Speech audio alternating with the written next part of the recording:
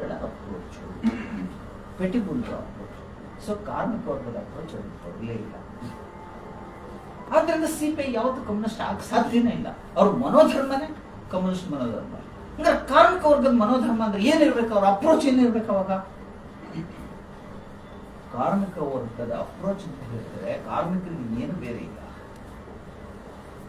ಕಾರ್ಮಿಕ ವರ್ಗಕ್ಕೆ ಗುರಿ ಒಂದೇನೆ, ಶೋಷಣಾರಹಿತ ಸಮಾಜ ನಿರ್ಮಾಣ ಮಾಡೋದು ನಮ್ಮ ಗುರಿ.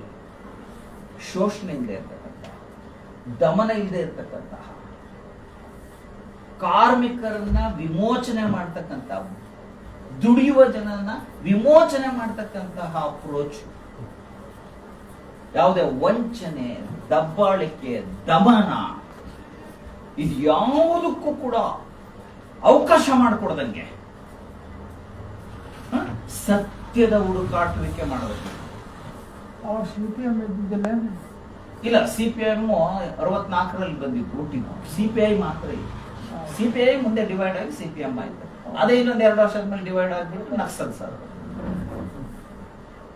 ಸೊ ನಾನು ಏನಂತ ಹೇಳಿದ್ರೆ, ಈ ಕಮ್ಯುನಿಸ್ಟ್ ಪಾರ್ಟಿ ಆಫ್ ಇಂಡಿಯಾ ಅವ್ರ ದೃಷ್ಟಿಕೋನ ಯಾವತ್ತೂ ಕೂಡ ಸತ್ಯದ ಹುಡುಕಾಟದ ದೃಷ್ಟಿಕೋನ ಆಗಲಿಲ್ಲ.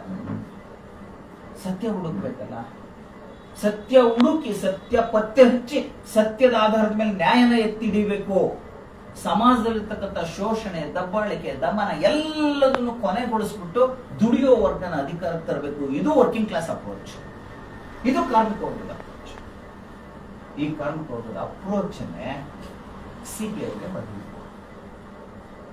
ಇದನ್ನ ನಮ್ಮ ನೇತಾರರು ಕಂಡ್ರೆ ಶಿವದಾಸ್ ಘೋಷ್ ಅವರು, ಅವರ ಸ್ನೇಹಿತರು 1945, 46, 44, 43ರಲ್ಲಿ ಬ್ರಿಟಿಷ್ ವಿರುದ್ಧ ಹೋರಾಟ ಮಾಡ್ತಾ ಜೈಲಲ್ಲಿದ್ದಾಗ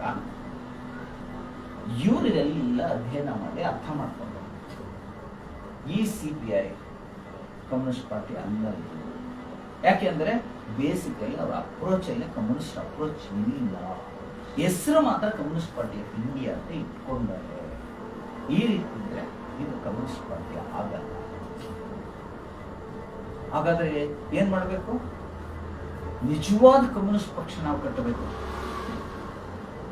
ಎಷ್ಟೋ ಜನ ಸ್ನೇಹಿತರು ಹೇಳಿದ್ರು ಅವ್ರಿಗೆ, ಅಲ್ಲಪ್ಪ ಇದು ಎಷ್ಟು ದೊಡ್ಡ ರಾಷ್ಟ್ರ, ಉತ್ತರದ ಕಾಶ್ಮೀರದಿಂದ ಕೆಳಗಡೆ ಕನ್ಯಾಕುಮಾರಿವರೆಗೂ, ಪೂರ್ವದಲ್ಲಿ ಅಸ್ಸಾಂ, ನಾಗಾಲ್ಯಾಂಡ್, ಮಿಜೋರಾಂ, ಅಲ್ಲಿಂದ ಹಿಡಿದ್ಬಿಟ್ಟು ಈ ಕಡೆ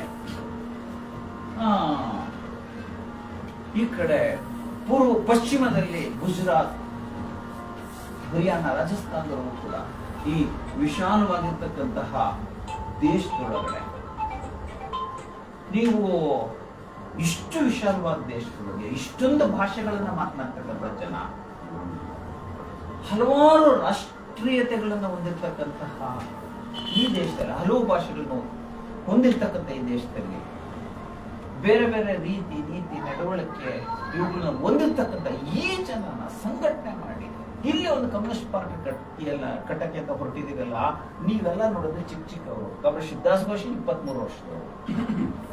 ಕಮರೇಶ್ ಶಿವದಾಸ್ ಘೋಷ್ ಅವ್ರು 23-24 ವರ್ಷ. ಆವಾಗ ಅವ್ರ ಸ್ನೇಹಿತರು ಅವ್ರಿಗಿಂತ ಚಿಕ್ಕವರು, ಒಂದಿಬ್ರು ಅವ್ರಿಗಿಂತ ದೊಡ್ಡವರು ಅಷ್ಟೇ. ನಿಮ್ಮಂತವರು ಸೇರ್ಕೊಂಡು ಮಾಡಿದ್ರೆ ಇಷ್ಟು ದೊಡ್ಡ ರಾಷ್ಟ್ರದೊಳಗೆ ಆಗುತ್ತಾ? ಸೊ ನೀವು ಯೋಚನೆ ಮಾಡಿ. ಅದರಿಂದಾನೆ ಈ ಸಿಪಿಐನ ಯಾಕೆ ನೀವು ಸಿಪಿಐ ಒಳಗಡೆ ಸೇರ್ಕೊಂಡ್ಬಿಡಿ. ಸಿಪಿಐ ಒಳಗಡೆ ಸೇರ್ಕೊಂಡ್ಬಿಟ್ಟು ಅಲ್ಲಿ ಫೈಟ್ ಮಾಡಿ, ಸುಧಾರಣೆ ಮಾಡಿ, ಅಲ್ಲಿ ಬದಲಾವಣೆ ಮಾಡಿ ಅಂದ್ರು.